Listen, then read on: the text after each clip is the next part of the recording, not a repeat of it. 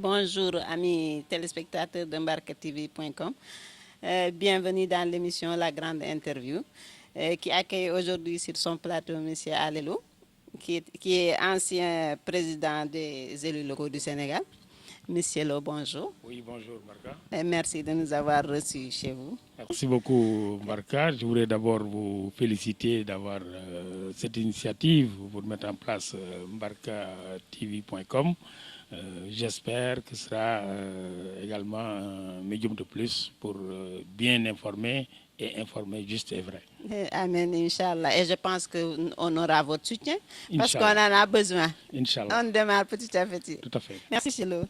On vient de vivre le premier anniversaire de l'acte 3. Cet acte tant décrié par les uns, peut-être les autres qui sont dans le pouvoir, ils disent que c'est la meilleure chose qu'on pouvait faire. Mais vous, qu'en pensez-vous en tant qu'ancien président des élus locaux du Sénégal? Je vous remercie pour cette question d'actualité. Effectivement, l'acte 3, c'est un projet du président de la République Macky Sall. Pour l'essentiel, il s'est agi de supprimer les régions, de supprimer les communautés rurales et d'aller vers une communalisation intégrale et de créer le département comme nouvel échelon de collectivité locale. C'est la première phase qui s'est bien passée au mois de juin dernier. C'est bientôt un an que nous allons célébrer donc l'an 1 de la réforme. Et aujourd'hui, même si on n'a pas encore fait l'évaluation, nous savons qu'il y a problème, il y a difficulté au niveau des communes, des maires, au niveau des départements, des présidents départementaux. Cela a été prévisible parce qu'il faut le dire, la réforme en elle-même, elle n'est pas mauvaise, mais elle nécessitait des mesures d'accompagnement pour évaluer en amont les difficultés que nous rencontrons aujourd'hui et que des solutions appropriées lui soient apportées. Pour l'essentiel, ce qui a pratiquement depuis 1996 fait que la décentralisation n'a pas donné les pleins résultats qu'on attendait, c'est essentiellement deux choses. C'est d'abord la volonté de l'État d'aller vers une décentralisation en responsabilisant le niveau local, les collectivités locales, mais en retenant les moyens financiers au niveau national. Donc il y a un déséquilibre latent que nous avons vécu depuis 1996 et qui est encore là, inadéquation entre les responsabilités et les ressources. Une bonne décentralisation supposait une évaluation des compétences et un transfert concomitant de ressources devant permettre aux élus de prendre en charge les responsabilités transférées. Cela n'a pas été le cas. N'est-ce pas l'effet contraire qu'on recherchait avec cette réforme-là? Alors, je pense que ce qu'on attendait surtout, c'est effectivement que des solutions soient apportées par rapport aux mécanismes de financement des collectivités locales, par rapport également aux ressources humaines. Là également, c'est la deuxième insuffisance, malheureusement, qu'il faut reconnaître, parce qu'aujourd'hui, les élus n'ont pas les ressources nécessaires, les compétences nécessaires pour prendre en charge toutes ces responsabilités. Donc, l'un dans l'autre, l'acte 3 devrait se pencher sur ces deux questions de manière à ce que succès soit au rendez-vous. Aujourd'hui, vous l'avez entendu, la quasi-totalité des maires sont en train de crier partout. Il y a des communes qui, depuis janvier, il y a du personnel qui ne sont pas encore payés. Parce que les communes, certaines communes, la plupart d'ailleurs d'entre elles, n'ont pas les moyens aujourd'hui de prendre en charge tous ces salaires. Cette responsabilité, quand même, il faut le reconnaître, elle est partagée. D'abord au niveau de l'État, qui aurait dû prévoir cette situation, parce que la dissolution des conseils régionaux a entraîné le redéploiement des agents au niveau des collectivités locales. Même si une bonne partie a été prise en charge, il reste que les fonds transférés n'ont pas permis de prendre intégralement tous ces agents. Il y a également que tous ces agents ne répondaient pas aux besoins des collectivités locales. Donc la compétence également, même si on avait les moyens de les prendre en charge, est-ce que pour les résultats que nous voulons au niveau de nos collectivités locales,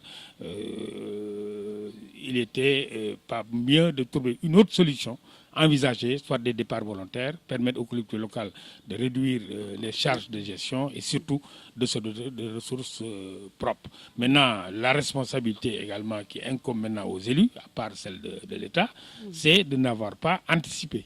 Connaissant les difficultés qui nous attendaient, il fallait quand même jouer la carte de la prudence, notamment en ce qui concerne le recrutement.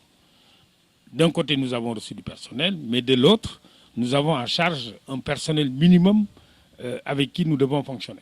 Oui. Et ces charges de fonctionnement, c'est les ressources propres de la collectivité locale qui doivent les prendre en charge. Ne pas attendre de l'État, des fonds de dotation, fonds d'équipement des collectivités locales, pour espérer pouvoir payer du personnel. Je pense que c'est là également les deux problèmes que nous avons rencontrés. Et malheureusement, on n'a pas suffisamment anticipé pour que l'acte 3 puisse apporter les financements nécessaires dont on a besoin pour le fonctionnement des collectivités locales, mais également un deuxième aspect pour l'investissement au niveau des collectivités locales. Je pense que ce qu'on a reproché d'abord aux régions, c'était que le budget de la région était essentiellement consacré au fonctionnement. Parce que, au résultat, les régions ont très peu investi. N'eût été l'apport de la coopération décentralisée, très peu de régions auraient pu avoir un bilan positif.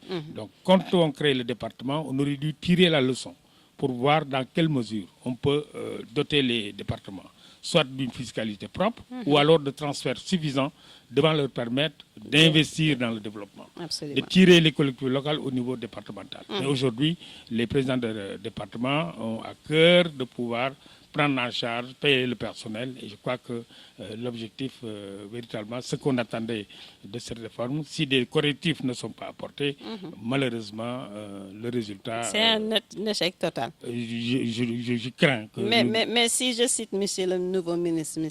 Abdoulaye Diouf Sarr, qui dit que le Sénégal va... il veut dire que le président veut vraiment le développement du Sénégal. C'est pourquoi il a fait cet acte-là, il l'a créé.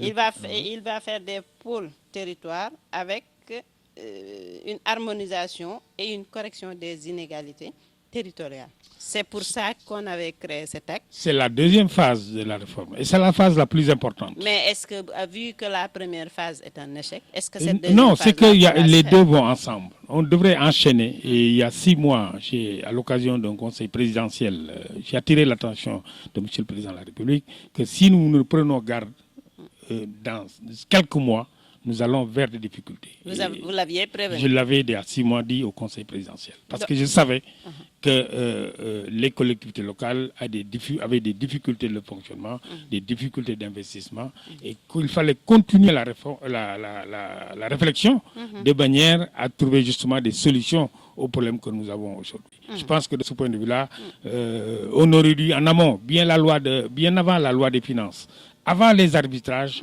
voir comment apporter suffisamment de ressources. Le montant de 4 milliards ou 5 milliards alloués en plus par rapport au budget de l'année dernière est très insuffisant par rapport à l'attente, par rapport à ce qu'on aurait dû faire. Je pense qu'on y reviendra avec le programme d'urgence, le programme, comment on l'appelle, le PUDC. Je pense que ça, c'est l'actualité.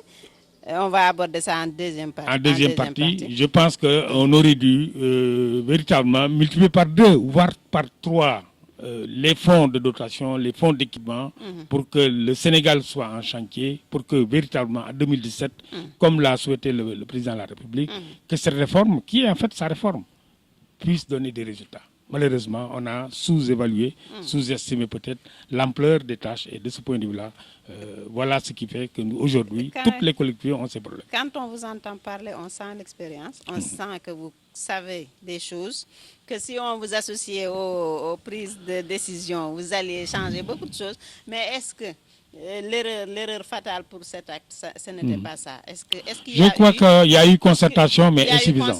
Mais oui, dans les commissions, nous avons travaillé, mais c'était insuffisant. Il fallait enchaîner. Vous l'aviez dit. Non, oui, absolument. En son temps, il fallait aussitôt, après le 30 juin, continuer pour que dans les 6 mois qui suivent les élections, que des solutions soient apportées. Ça fait maintenant 1 an. Nous allons donc vers des problèmes sur lesquels on aurait pu anticiper et avec l'État, les élus, les associations d'élus, essayer d'apporter des solutions. Malheureusement, vraiment, de ce point de vue-là, c'est comme si l'acte 3 se tenait à la première phase et les 3 éléments les plus importants de la deuxième phase, c'est d'abord le mécanisme de financement. Comment faire pour que les collectivités locales soient dotées de ressources suffisantes pour leur permettre de conduire le développement. Justement, quand je vous pose la question, quelle est la solution? Parce que là, on est en plein dans les problèmes. Tout le monde parle, on voit les maires démolir même des panneaux parce qu'ils n'ont plus de ressources et qu'ils veulent qu'ils payent. Donc, les problèmes démarrent et si on laisse faire, ça va empirer. Donc, quelles sont les solutions qu'on peut... Alors, les solutions, c'est de continuer pour aller très rapidement vers la deuxième phase de la réforme. Le mécanisme de financement. Comment trouver un mécanisme adéquat de financement du développement local, de la décentralisation. C'est le premier point. Deuxièmement, la cohérence territoriale. Nous savons qu'aujourd'hui, il y a des communes qui ne sont pas viables. Ça, on le sait. Oui. Tous les découpages qui se sont succédés, très souvent, c'était des découpages administratifs, parfois même politiques, mais pas économiques. Oui. Aujourd'hui, ce que nous attendons de l'État, qu'on aille vers un découpage économique de manière à avoir des entités viables, capables d'apporter le développement. Et une commission a été créée dans ce sens et il faut que cette commission continue à travailler de manière à ce que l'État puisse, de façon courageuse, prendre ses responsabilités pour également revoir le découpage. C'est vrai que c'est difficile après les élections, mais on aurait dû le faire avant. Malheureusement, compte tenu des engagements et des échéances, il fallait aller aux élections, ce qui fait que malheureusement, le troisième aspect, vous l'avez dit tout à l'heure, c'est les pôles territoriaux. Comment faire pour revoir le découpage? Nous avons supprimé les régions, mais nous savons qu'il y a des réalités qui sont là. Vous prenez la région sud de Casamance, elle a un potentiel. Comment faire pour organiser le développement autour de ce potentiel de la Casamance? Comment faire pour que, entre Dakar et Thiès, ce pôle de développement économique, comment faire également pour le valoriser? Le Sine Saloum au niveau de la région nord, etc. Donc, cela également est important. Enfin, le dernier élément, c'est ce qu'il a appelé la territorialisation des politiques publiques. Aujourd'hui, tout se décide en haut, tout s'exécute en haut, c'est contraire à l'esprit de la décentralisation. Il faut que toutes ces compétences transférées, que les moyens qui sont actuellement au niveau central, que ces moyens soient décentralisés. Il ne s'agit pas de déposséder l'État, parce que les collectivités locales, c'est des démembrements de l'État. C'est la volonté du président de la République élu qui a accepté de se départir de certaines tâches, de certaines responsabilités, en faveur d'organes élus à la base. Maintenant, il faudrait aller jusqu'au bout. Quand on a théorisé, il faut vraiment maintenant faire la pratique. Il faut faire la pratique. C'est vrai que parfois on hésite, mais je pense quand même aujourd'hui, le Sénégal a atteint un niveau de développement, un niveau de décentralisation. Et puis à l'image de ce qui se passe ailleurs, dans les pays développés, dans les pays émergents, aujourd'hui, l'État n'est pas là partout pour régler tous les problèmes. Absolument. Il faut que les élus, il faut qu'à la base, que les moyens y soient, de manière à ce que chaque élu puisse répondre à l'attente de ses citoyens. Que les populations participent, se voient à travers le développement local. Les plans locaux de développement, les plans d'investissement communaux que nous réalisons, que nous puissions faire participer les citoyens, que les citoyens participent à ces moments, que les financements dont on parle, que ce ne soit pas seulement l'affaire de l'État, que les citoyens participent également au financement des collectivités locales. Absolument. Et le meilleur moyen, c'est de les impliquer en amont, en aval, dans l'exécution, que nous fassions également l'effort de gérer en toute transparence, de manière à inspirer la confiance. Justement. On ne peut pas aller vers une décentralisation si la fiscalité, si les citoyens, si les opérateurs ne payent pas l'impôt. Ce n'est pas possible. Donc, il nous faut vraiment faire un effort à tous les niveaux, au niveau des acteurs, des élus d'abord, au niveau de l'État, mais également au niveau des citoyens, pour que nous puissions véritablement aller vers une décentralisation réussie. Justement, vous êtes maire, et vous, quelle solution vous allez trouver? Parce que tous les maires pensent. Je pense que vous faites partie des maires qui disent que ça ne marche pas. Avec l'acte 3, je ne sais pas, ou bien chez vous, ça marche? Non, chez moi, j'ai la chance. Je suis quand même à mon 6e mandat en tant qu'élu local. Donc l'expérience est là. L'expérience est là et je voyais venir. Je voyais venir. Donc je savais que Nous avons changé de nom, nous étions communauté rurale. Le budget à 90% était un budget d'investissement et on n'avait presque pas de charge de fonctionnement. Aujourd'hui, nous avons changé de nom, mais les ressources sont presque restées les mêmes. Donc, il fallait, en attendant que l'État apporte des solutions, que nous puissions jouer la carte de la prudence. Dans ma commune, ma recette, je fonctionne encore presque comme j'étais en commune. 90% de mon budget, c'est consacré à l'investissement. Mes charges de fonctionnement ne font pas 10%. Ça ne fait pas 1 million de salaires par mois. Et pour l'essentiel, cela correspond à mes recettes propres, de manière à ce que je perçois au titre de l'état civil, les thèmes, au niveau des frais de bornage, ces montants que je maîtrise me permettent de prendre en charge les salaires d'un mois à l'autre. Ça ne dépend pas des transferts de l'État. Aujourd'hui, malheureusement, il y a des communes qui n'ont pas de recettes propres, qui n'ont pas de capacité et les charges ont été multipliées par 2 ou par 3. J'ai entendu hier le maire de Dalifort qui disait qu'il payait avant 4 millions de salaires, 5 millions de salaires par mois. Aujourd'hui, il est à 18 millions de charges, alors que les recettes sont presque restées les mêmes. Du personnel qu'on lui a transféré, un seul agent travaille dans le recouvrement. Donc, les problèmes sont là. Si les recettes n'augmentent pas, alors que les dépenses sont multipliées par 3 ou par 4, mais vous fonctionnez pendant 1 mois, 2 mois, la plupart des maires, et le président Alioune Sall, lui-même président des maires, disait l'autre jour, il ne peut pas payer ses salaires avant le 12 du mois. Absolument. Et sur la base des recettes collectées les premiers 10 jours qui lui permettent... Donc, c'est un retard récurrent qui est là d'un mois à l'autre, au moment où le personnel, quand même, s'attend à être payé à la fin du mois. Absolument. Et un salaire, c'est sacré. Non, ça vraiment, je l'ai dit au début, on aurait dû, dès le départ, anticiper pour voir comment trouver des solutions par rapport à ces charges fixes de fonctionnement. Une commune ne peut pas fonctionner sans un minimum de salaire, mais il fallait quand même véritablement une bonne concertation pour voir comment trouver des solutions avec les syndicats, parfois des départs négociés. Il ne sert à rien de prendre du personnel qui, en fait, en termes d'efficacité, en termes d'apport, ça ne fait qu'alourdir les charges et de l'autre côté, les responsabilités qui appellent des compétences, malheureusement, ne sont pas exercées. Donc, j'espère bien que les autres vont s'inspirer de votre recette pour pouvoir aussi réussir leur gestion. Vous savez, l'élu aussi, parfois, il est un peu frileux. Il n'ose pas dire la vérité. Il subit la pression. Il pense à l'autre mandat qui arrive. Il pense à l'autre mandat déjà. Alors que moi, je sais, et par expérience, que l'autre mandat dépend du résultat du mandat en cours. L'élu, il est réélu sur la base de son bilan. Absolument. Ce n'est plus le parti politique, quel qu'il soit. Qui impose quelqu'un. Non, c'est le résultat, c'est le bilan. C'est valable aussi pour le président de la République. Absolument. Il faut que nous ayons à cœur qu'aujourd'hui, il est révolu. J'appartiens à un parti, je suis responsable d'eux. Les élus sont jugés sur la base de leur bilan. Par rapport aux réponses apportées aux doléances et aux besoins des populations à la base. Si vous le comprenez, je pense que vous avez toutes les chances de faire plusieurs mandats. Si on en revient à l'actualité que vous avez abordée tout à l'heure, je pense que l'administration sénégalaise en a pris pour son grade. Si on dit que c'est par le bilan, je pense que le président l'a complètement dégradé. Non, je pense que le président, il va réagir. Et c'est peut-être dans la recherche de solutions légalement qu'il y a problème. Le programme qu'il vient de lancer, d'un programme global de 400 milliards, dont 100 milliards déjà mobilisés et confiés au PNUD. Ça, c'est une gifle pour l'administration sénégalaise. Bon, je ne dis pas une gifle. En tout cas, même s'il a la volonté d'aller vite, de contourner les difficultés, la tracasserie administrative pour aller vers des résultats concrets d'ici 2016. Nous savons que 2017, c'est bien là.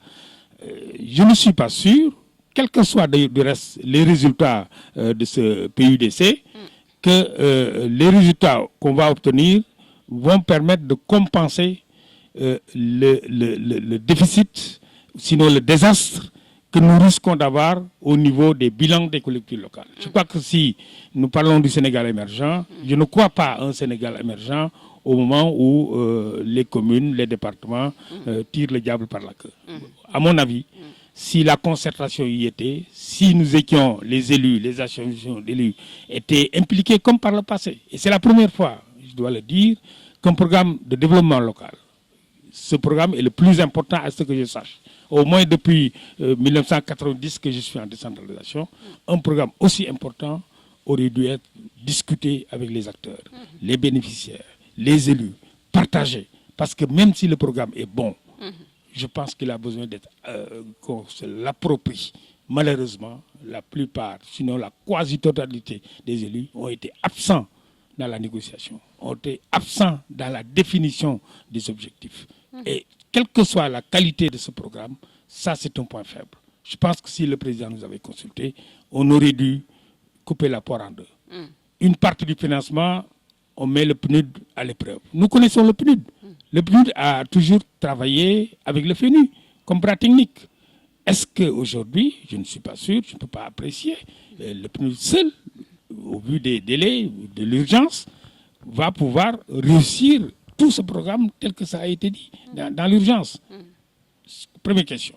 Donc on aurait dû faire la poire en deux, une partie du financement confiée au PNUD ou à toute autre organisation, mais les organes que nous avons au niveau national, qui ont fait les preuves, je pense au Programme national de développement local, le PNDL, je pense à l'ADM, au PRECOL, à l'ADEL, Agence de développement local. Toutes ces agences qui ont l'expertise, qui travaillent avec les collectivités locales, qui ont un maillage national, on aurait dû mettre 25 milliards au niveau donc, des collectivités locales bénéficiaires, de toutes les collectivités locales, et inviter les bailleurs de fonds. Ces 25 milliards seraient simplement un fonds de contrepartie. Et la tendance mondiale aujourd'hui est que les bailleurs de fonds appuient davantage les États dans la mobilisation des ressources au niveau local. Je suis persuadé que la Banque mondiale, l'Union européenne aujourd'hui, qui a une nouvelle politique qui s'oriente de plus en plus vers l'appui aux collectivités locales, les partenaires bilatéraux, je suis persuadé que si l'État mettait 25 milliards, ils auraient pu mettre au moins 3 ou 4 fois plus, de manière à ce que nous puissions avoir les deux leviers. Un levier par l'agence, le PNUD que nous mettons en expérimentation, mais un levier également que nous maîtrisons et qui fait appel à l'expertise nationale et de manière à ce que toutes les communes, tous les départements du Sénégal aient les ressources nécessaires. Et d'autant plus que tous les programmes dont je vous ai parlé tout à l'heure sont presque à l'arrêt.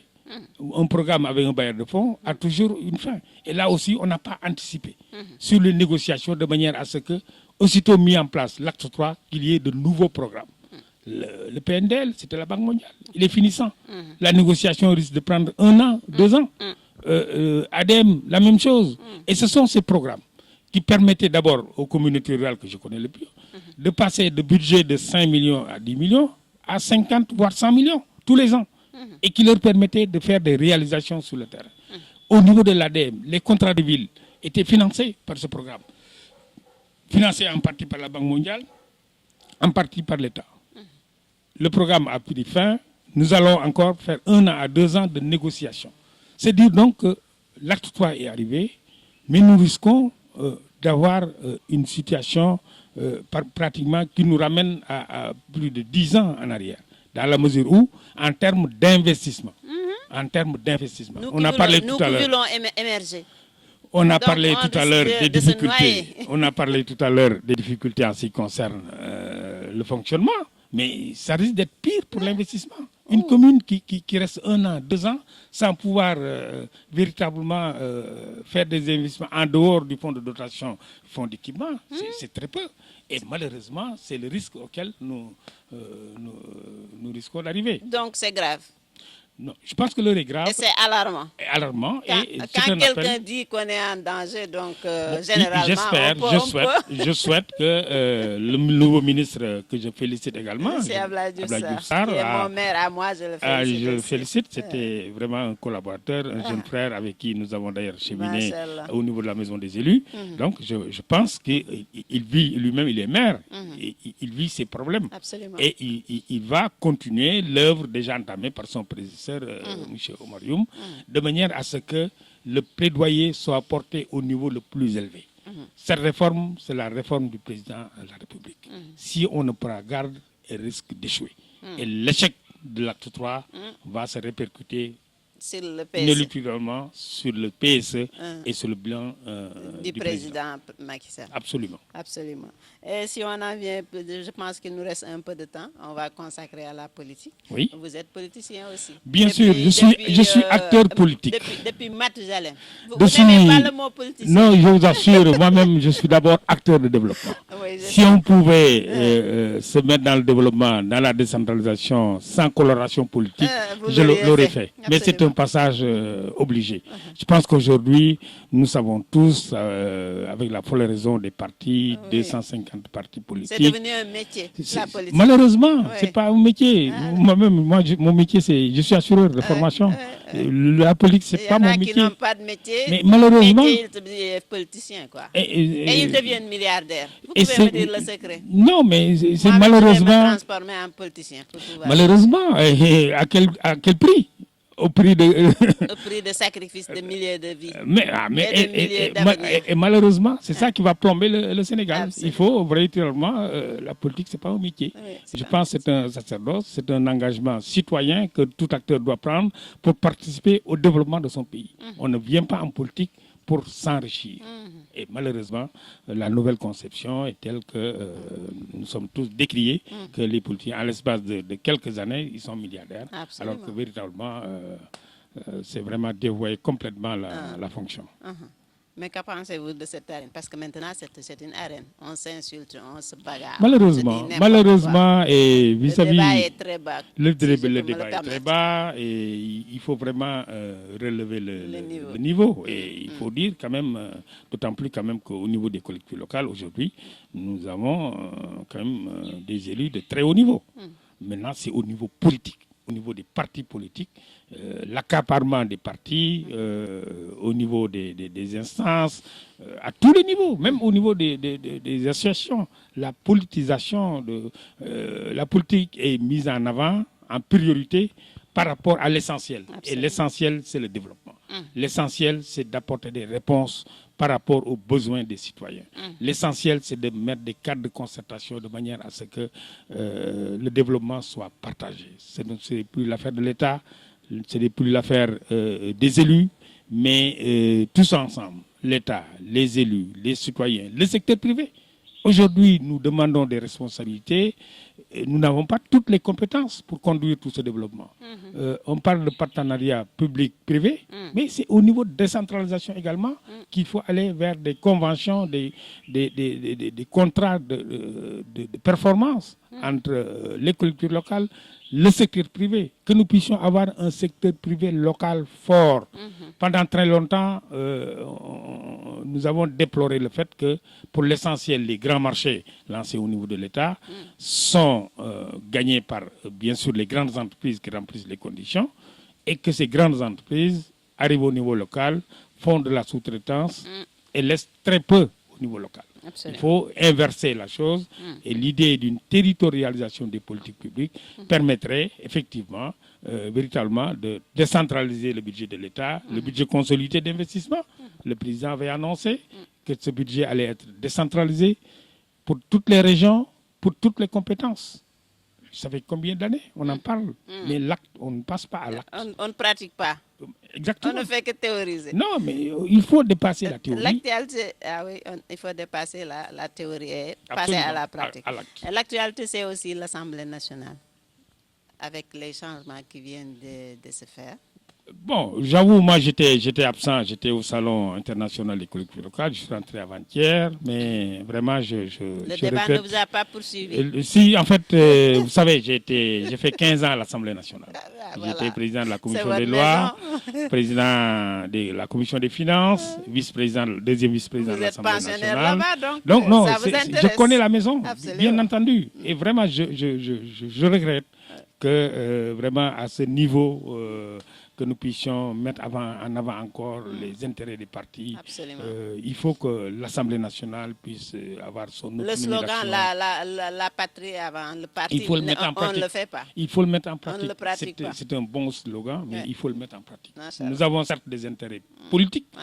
mais il ne faut pas que ces intérêts politiques soient Prime en sur avant, un. prime par rapport à l'intérêt général. Et de ce point de vue-là, vis-à-vis de l'opinion, les politiciens sont de plus en plus sont très mal vus parce que le débat est trop bas à tous les niveaux. Absolument. Hein, au niveau Absolument. local, au niveau maintenant national, l'institution quand même, l'Assemblée nationale, c'est la deuxième institution. Je pense qu'elle mérite tout le respect et que certains débats, que nous puissions instaurer un dialogue politique. Hein, l'Assemblée nationale est par instance le niveau de dialogue politique entre les groupes, hein, entre les acteurs, de manière entre les partis politiques.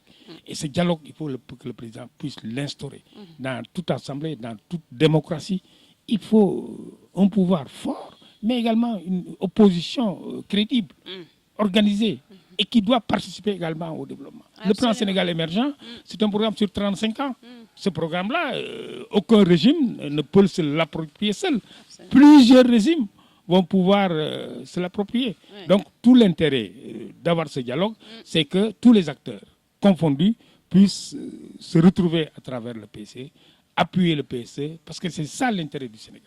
Mais il ne faut pas que ce soit simplement l'affaire d'un groupe, l'affaire d'un parti. Et moi, je suis... Mais malheureusement, c'est ce qui se passe. Parce Et que il faut le les autres regretter. ne pensent qu'à mettre du sable dans le couscous. C'est pas bon. Et c'est pas bon. C'est pas bon pour une le bonne Sénégal méthode. et malheureusement, il faut le regretter. J'espère que des rectifications seront apportées, que Inch'Allah. nous puissions, bien entendu, continuer à faire la politique, mais que nous mettions en avant l'intérêt du Sénégal. Donc, quand L'intérêt on dit national. assainir la scène politique, vous êtes Ah oui, je suis d'accord. Ouais, je suis d'accord. Faut D'abord, assainir. il faut commencer par régler le problème de la polarisation des partis Des politiques. partis. Il faut vraiment... Et la retraite politique, qu'est-ce que vous en Bon, pensez? la retraite Parce que les politique- gens ne prennent jamais leur retraite. Bon, c'est vrai Ils sont que vieux, ils ont leur ça, canne, c'est un problème mondial. Ils sont malades, mais là, ils ça, sont là. c'est un problème mondial. Vous Mais pensez? aujourd'hui, je pense qu'aujourd'hui, les citoyens sont suffisamment mûrs pour faire les bons choix. Je crois qu'au-delà d'un certain âge, il faut savoir quand même pouvoir s'arrêter. Maintenant, c'est un problème mondial. Il y a le problème de l'âge, le problème des cumuls. Tous ces problèmes doivent être discutés et voir quelle est la conduite à tenir. Pourtant, on pensait que le président allait régler ça parce que les cumuls, il en avait parlé pendant sa Bon, campagne. espérons On avait que... dit qu'il n'y aurait plus de cumul. C'est des questions, il faut le dire, difficiles, mais qu'il va falloir un jour ou l'autre également aborder. Trancher. Je pense que le Sénégal a besoin de cela.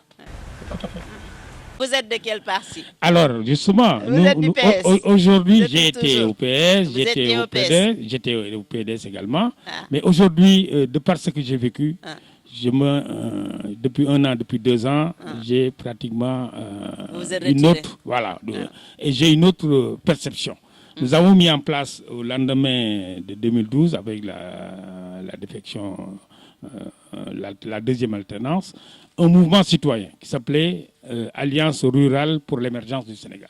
Et l'objectif, c'était de rassembler tous ces anciens présidents de communautés rurales, toutes ces organisations paysannes, de producteurs, éleveurs, agriculteurs et pêcheurs, dans un mouvement pour véritablement mettre l'accent sur l'intérêt que nous avons à défendre le secteur primaire. Où en est le mouvement? Le mouvement, nous l'avons créé, nous avons le récépissé, et aujourd'hui, plus que jamais, ce mouvement va refaire surface. Dans les prochains jours, nous allons... J'espère que c'est pour j'espère que c'est pas pour aller à la paix. Non, c'est Comme un mouvement en ces temps de citoyen. campagne. C'est un mouvement citoyen qui s'inscrit dans une logique de développement du Sénégal, qui bien entendu va travailler pour véritablement mettre l'accent sur le développement du secteur primaire, mais qui prendra position au plan politique.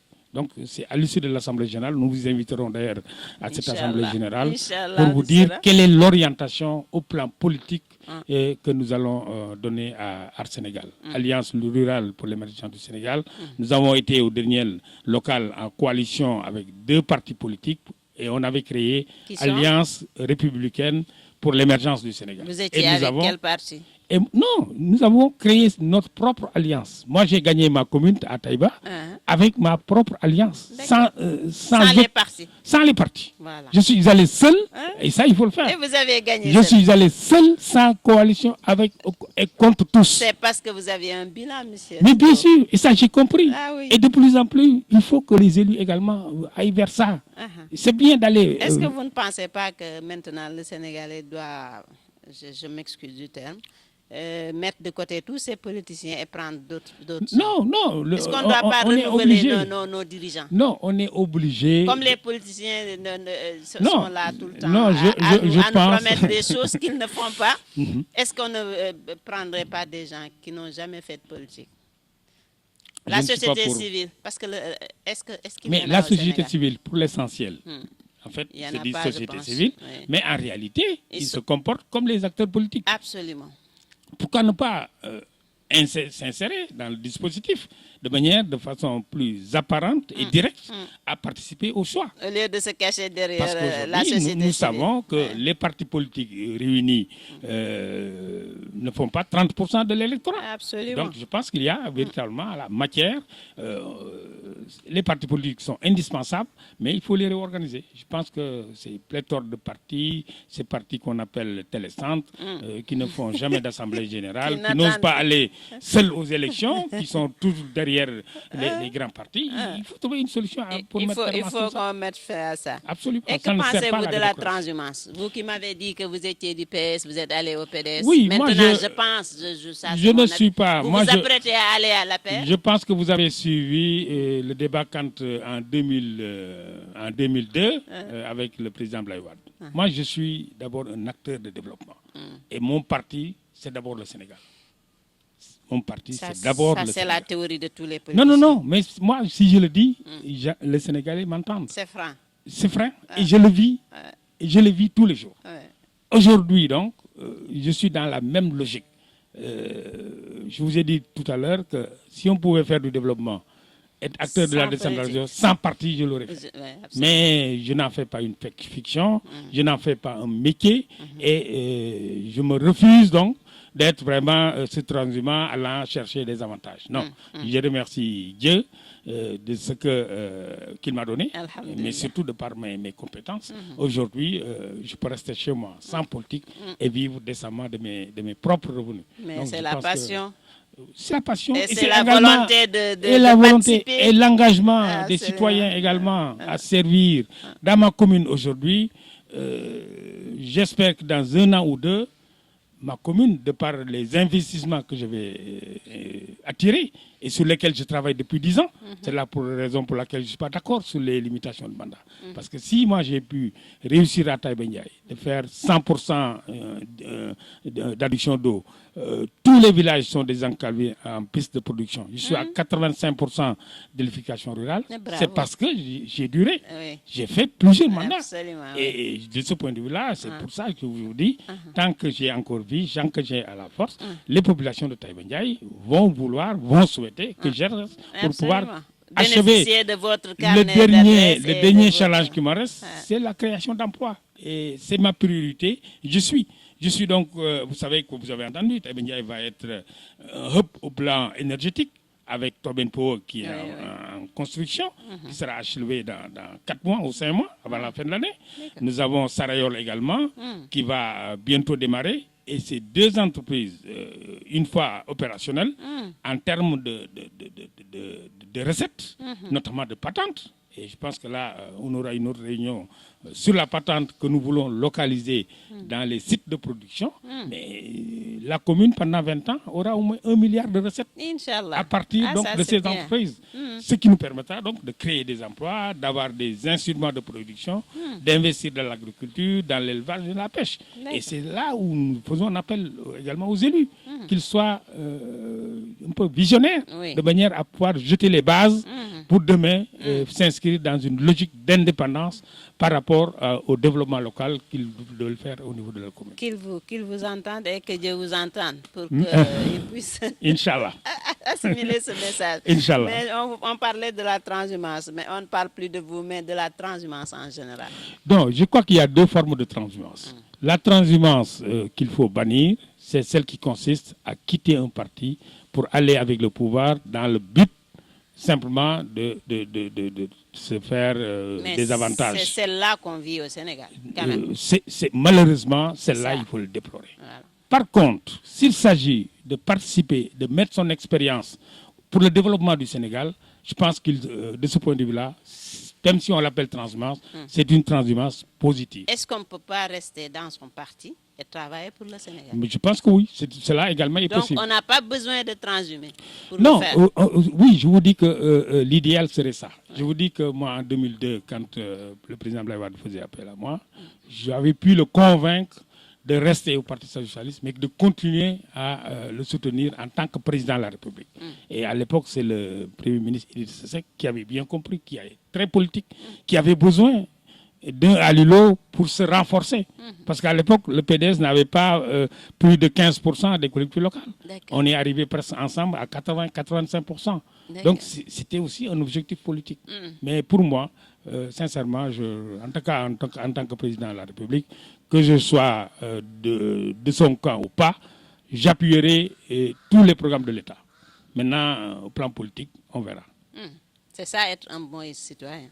Je resterai un bon citoyen, moi et ceux qui croient comme moi que nous devons mettre notre expérience au service du développement, au service du Sénégal.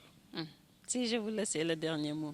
Oui, je vous remercie. Je vous remercie. J'espère c'est une première, que nous aurons encore l'occasion de revenir sur ce thème qui nous intéresse, sur lequel nous vivons depuis 25 ans et sur lequel nous sommes tout à fait disposés en tant qu'acteurs de la décentralisation à partager et à apporter notre contribution.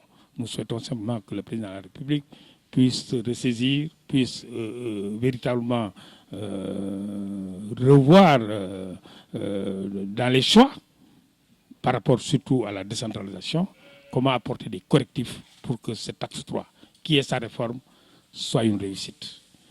Comment faire pour que tous les acteurs se l'approprient, ce PUDC qui vient d'être lancé. Comment faire pour que cela soit bien approprié, bien accepté et que ces résultats servent le Sénégal. Il ne sert à rien de tirer à boulet rouge. Il faut élargir la concertation à tous les niveaux de manière à ce que le Sénégal avance. Nous croyons au PSE. Nous pensons que c'est un bon programme, mais il faut que le dialogue politique à tous les niveaux soit renoué entre l'État, entre le pouvoir central, l'opposition, les citoyens, le secteur privé, toutes les organisations des droits de l'homme. Nous avons tous à cœur de faire du Sénégal un pays émergent. Mais ce n'est pas dans la division, dans les querelles internes que nous arrivons à ce résultat. Merci, monsieur Lo. Merci bien, Barka TV vous remercie. Merci beaucoup. Merci à mes téléspectateurs qui nous suivent. Merci. Et à la prochaine fois, Inch'Allah.